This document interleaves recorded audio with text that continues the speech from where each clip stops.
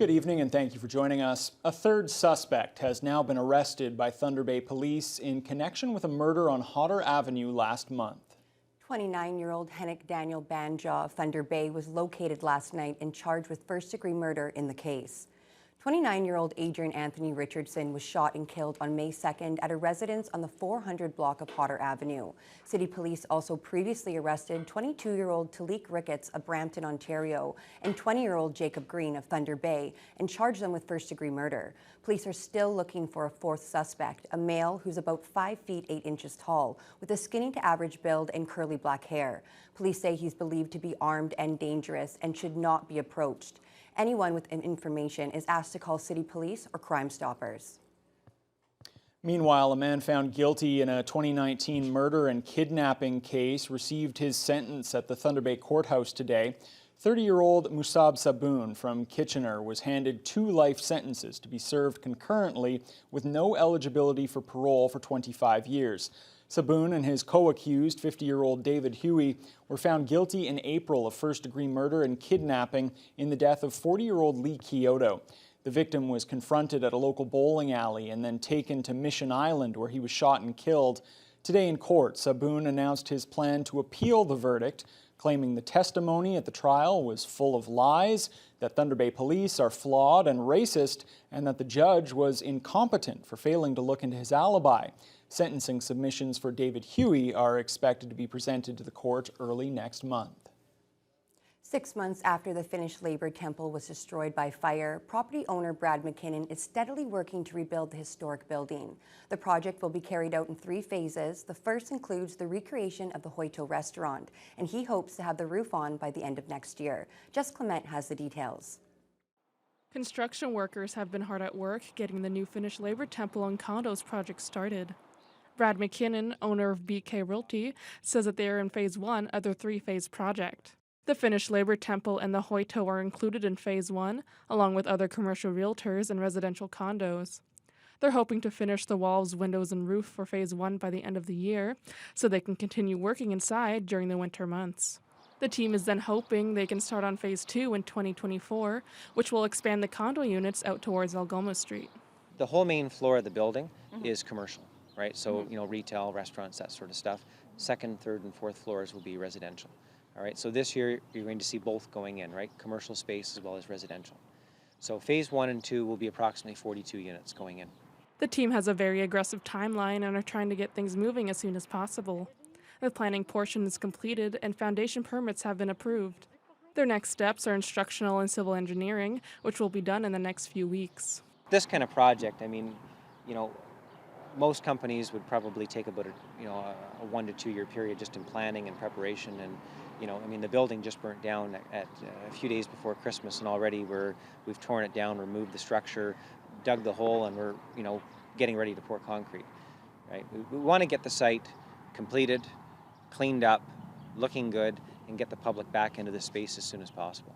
The famous Hoito restaurant will be rebuilt during the Phase 1 process. It will be in the same area of the building. However, instead of going down the iconic stairs into the basement, the restaurant will be on the main floor. Which I think is, a welcome change.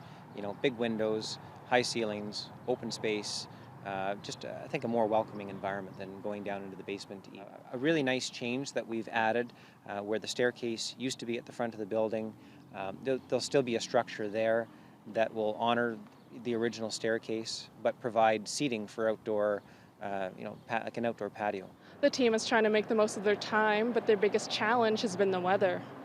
The long winter and recent flash flood has set the project back a couple weeks, but McKinnon is optimistic that people will be able to enjoy their classic Hoito breakfast sometime in 2023.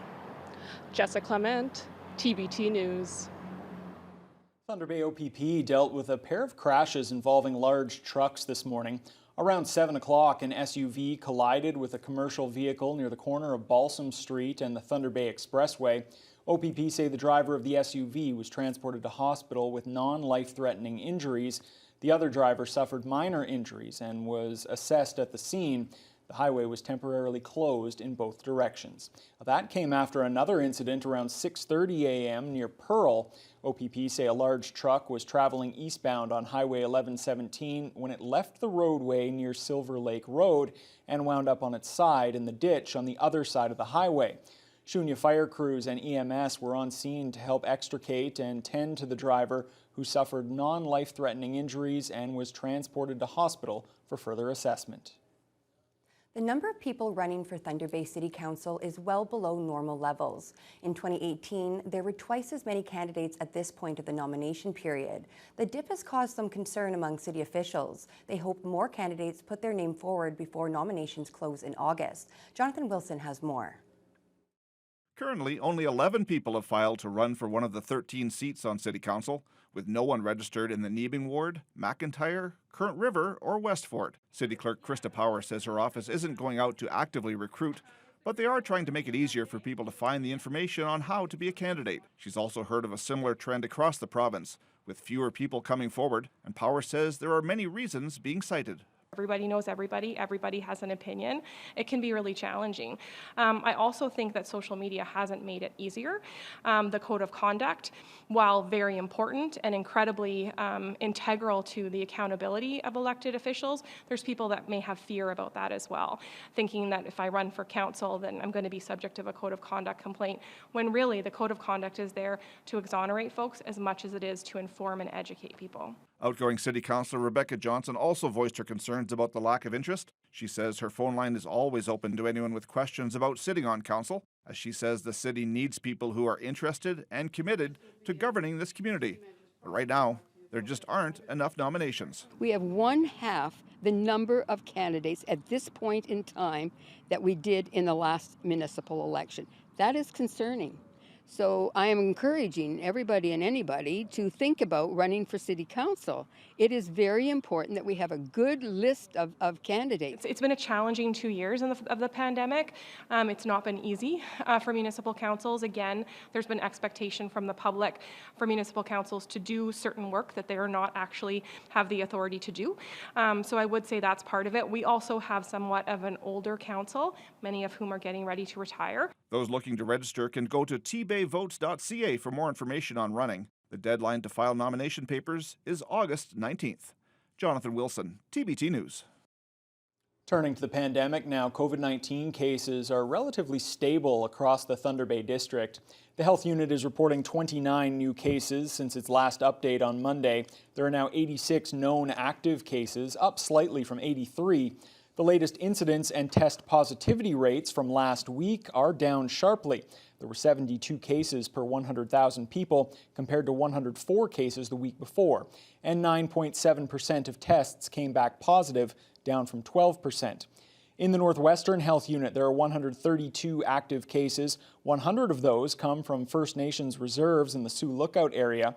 The NWHU's test positivity rate is 11.2%. Hundreds of nuke pucks, as they're known, are now floating through the Turtle River, English Wabigoon River systems. The activist group called We the Nuclear Free North released the cedar discs, which are hand-painted with red and black nuclear symbols, near the proposed site of a nuclear waste repository. The pucks are meant to represent the potential danger if radioactive material were to ever leak into the waterway. The group is asking anyone who spots one of the pucks to send them a photo with prizes for the best image and the photo taken from furthest west. Spokesperson Paul Filto explains that from the proposed site near Ignace, the rivers flow southwest and northwest, eventually emptying into Hudson's Bay. And the group expects that pucks will be found floating as far away as Winnipeg. So we're talking about massive amounts of water that could be contaminated. These are waterways where people live along. It's an environment that's fairly, I mean, we have logging and mining, but in general terms, it's fairly pristine. So we want to keep it that way. More than 10,000 people have signed the group's petition against burying nuclear waste in northwestern Ontario. They advocate for a solution that would keep the waste closer to the facilities where it's produced until the technology is developed to recycle the radioactive material. Preparations are being made for the third and final implosion at the former OPG generating station on Mission Island. Two of the boilers that made up about 40% of the original facility are set to come down on Friday. The big smokestack was the first part of the old Thunder Bay generating station to come crashing down last September. A few months later, in December, the second major stage of demolition took place with the implosion of part of the station's main building. The final implosion will take down boilers 2 and 3 on Friday. Crews are currently attaching explosives to the columns of the structure. Jeremy Later is the site manager at Budget Demolition. He says while the method will be similar to the last implosion, it will impact a much larger portion of the structure this time around.